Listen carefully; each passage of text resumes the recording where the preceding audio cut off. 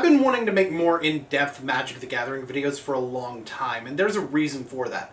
Magic's always been a game that I've been very passionate about. Even when I'm not actively able to purchase a lot of cards, I'm still keeping up with tournament results, I'm sort of brewing stuff in my head, and I'm keeping up with what new cards are coming out. I was going to cover spoilers during Magic Origins, but, I wasn't exactly able to keep up with that very well at the time.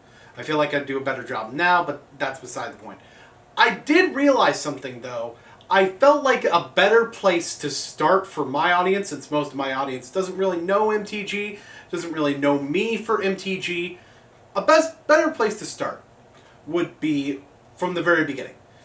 And I mean the very, very beginning. So I'm going to be teaching Magic from the most fundamental level possible. So first, we know it's a trading card game. So what is a trading card game? Yes, I know, it should be very obvious how a trading card game works, especially considering the recent popularity of games like Hearthstone. But there's a reason I want to start here of all places. You see, if we understand how Magic works as fundamentally as how its genre works, it's going to make it that much more easy to understand the way the game works with its own specific details. So, let's start with Hearthstone.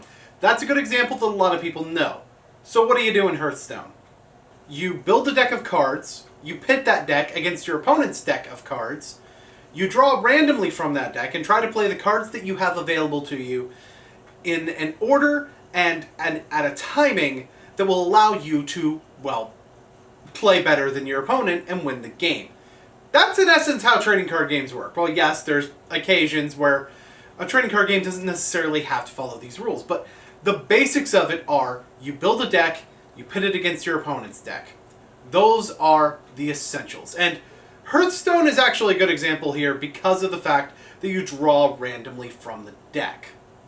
But that's easy. Hearthstone is already a card game, even if it only exists in digital format.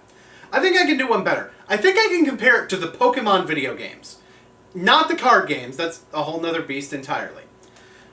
In fact, there are a lot of similarities between Pokemon's video games and Magic's card game. I mean, think about it. In Pokemon, you pick from a larger pool of available options, and you only get 6 of those options. And within those 6 options, you have 4 sub-options that are also from a larger pool of options that are available to each of those 6. So, for the purposes of this exercise, we're going to refer to the Pokemon's moves as your cards. Now, this is an interesting difference, and I think it points to something fundamental about Magic that makes it different from some other games, if you're not already familiar with the trading card game, of course. In Pokemon, right, you choose your starting Pokemon. You will have the same lineup, you will choose that starting Pokemon by putting it in the first position.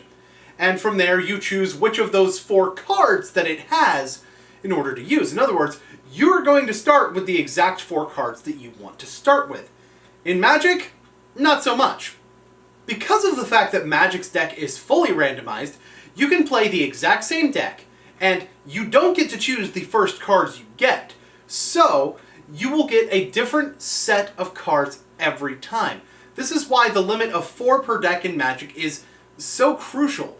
In Pokemon, it's not that useful to have 4 attacks that functionally serve the same purpose, even across your team, necessarily. Whereas in Magic, it's very useful to have that if it's a very important effect for your deck to get. So, that is one fundamental difference, and that's something that's going to come up when we talk about deck building more. But I'll get there later. Of course, there are certain cards that break the 4 of rule, but hell, in the next video I'm going to talk about that, so, But the comparison to an RPG actually is more apt than you might think. I mean, by playing the game, you level up in an RPG. You get more skills. Whereas, even though your cards don't start doing different things than they were doing, the same thing happens in Magic. You start learning how to use those cards in new ways once you learn your deck better. Now, true, you can buy new cards and put new cards into your deck that you think will serve better. However, the longer you use the same deck, even if you're upgrading cards in it, the more adept you will be with that deck. You'll be able to figure out things much more quickly, and you'll be able to do little tricks a lot more effectively. There's different reasons why you'd be able to be more effective with these little tricks. Some of it comes down to being able to properly bluff, not being able to do that trick. Some of it comes down to knowing what to leave open, what paths to go down in the beginning of the game to lead you in that direction. But that's some very advanced stuff for another time, and you're going to learn that as you play the game anyway. Even though this video is very short, I think it gave people an impression of how deep the rabbit hole of Magic goes without going into specific mechanics. You see why I like this game. It is a game, in the end, of strategy, like many trading card games are. So, in the next video, I'm going to talk about the first mechanic specific to Magic, and the one that you absolutely must know in order to play your other cards.